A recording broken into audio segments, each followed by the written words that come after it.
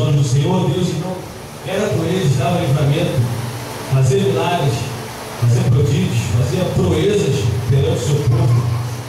Não só aqui no livro de Juízes, mas anteriormente, no livro do Êxodo, então, vários milagres que Deus fizeram.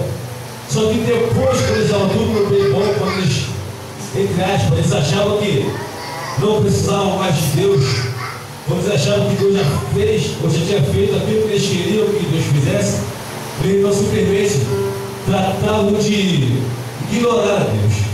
Eles tratavam de deixar Deus de lado e queriam seguir o seu caminho, como eles achavam que deveria seguir.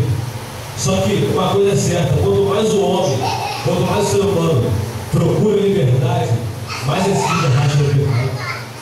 Quanto mais o homem quer fazer as coisas do jeito que ele acha que tem que ser feito, mais esse homem quebra a cara.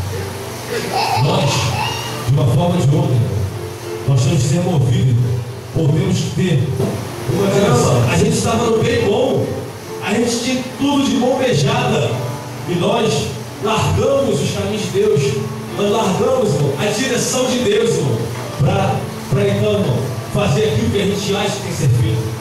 Eles então, irmão, reconheciam, dobravam os joelhos, pediam a Deus misericórdia. Fala: Senhor, nos livra novamente, nos tira, irmão, dessa situação pecaminosa, nos tira, irmão, desse buraco que nós mesmos nos colocamos, porque vocês sabem que tem buraco, que tem vento na nossa vida, que a gente procura com as nossas próprias pernas.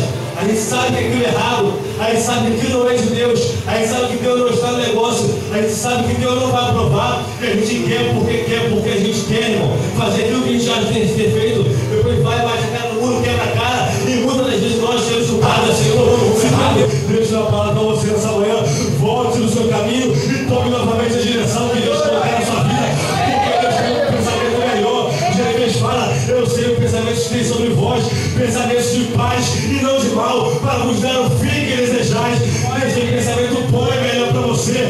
Volte, irmão, e tome uma nova direção na sua vida para agora.